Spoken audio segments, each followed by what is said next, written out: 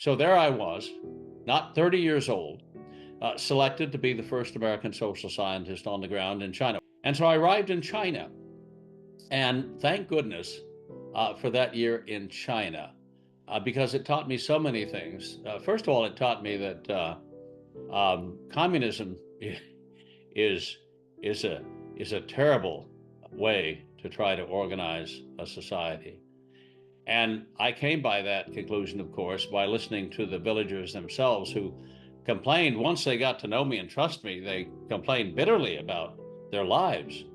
They said, you know, before the revolution, we actually were better off. We're now worse off after the revolution. That was 30 years under Mao Zedong and the Chinese Communist Party. They said before the revolution, we used to be able to sell our products. They grew fish in fish ponds and sugar cane and they raised silkworms. We used to be able to sell our products down the river to Hong Kong and make a healthy profit. Now the state confiscates it from us at very low prices, and then the state makes the profit and we're left with nothing. And then the one-child policy began.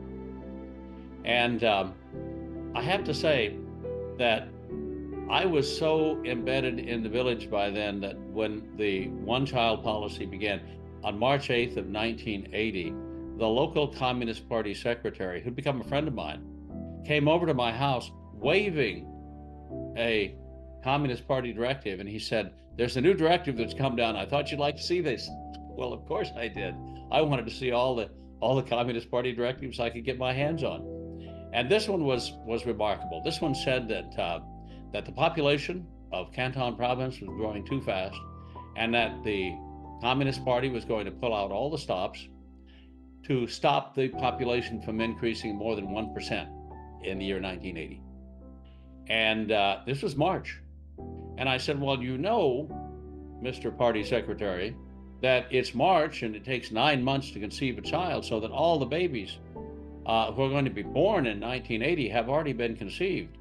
He said, yes, we're going to do a house-to-house survey of the village. We're going to find out all the women who are pregnant. If they're pregnant with a second, third, fourth child or higher order child, they're going to have to go in and get an abortion. And that's exactly what he did.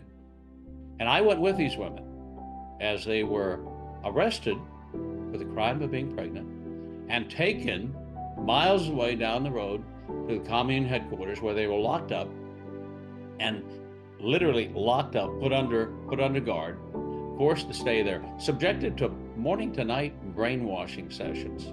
They call them study sessions, but they were really brainwashing sessions where senior male cadres would get up and yell at these young, frightened mothers, most of them in their early 20s, mid-20s, late 20s, and say, you there are not going to be allowed to have the child you're carrying.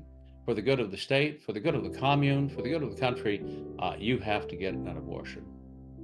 And they all did. They all did. The pressure kept increasing until every last one of them went in under escort to the local medical center to get an abortion. I went with them as they were taken off to the local clinic for that abortion. I saw them given lethal injections into the womb. These were women who were 6, 7, 8, even 9 months pregnant. Lethal injections into the womb to kill the baby. And I saw them in the operating room do cesarean section abortions on these women. Cesarean section, not with the idea of delivering a live baby, because it was a difficult birth, but with the idea of delivering the now dead or dying baby. And my world shook. It was as if witnessing the cesarean section abortion on a crying woman on the operating table and the delivery of a dead baby. It was as if the pit of hell had opened up before me. You see, I hadn't believed in the existence of evil, or absolute evil anyway. I thought everything was shades of gray, you know, everything was relative. This was an absolute evil. This was a killing of a tiny daughter of Eve, a tiny son of Adam, who'd done nothing to deserve the death sentence, which was being carried out on them, and the grievous wounding of the mother of that child as well. And I became pro-life in that instant. There was no way I could justify this act. No way. You can talk all day about overpopulation. Of course, we know now that we have an underpopulation problem, and we have a looming problem of the population of the world crashing, not exploding. But at the time, the myth of overpopulation was in the air. And I thought, there's no way this is justified.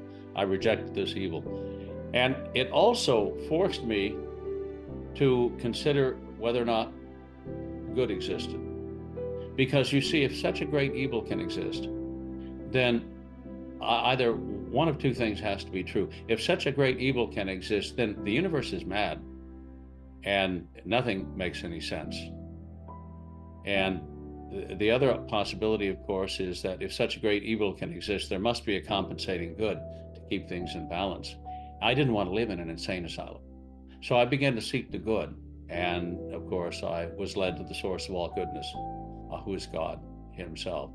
And gradually, through a long process, I'm a very slow learner when it comes to some very important things. I found my way into the Catholic Church on a beautiful Easter day in April of 1991.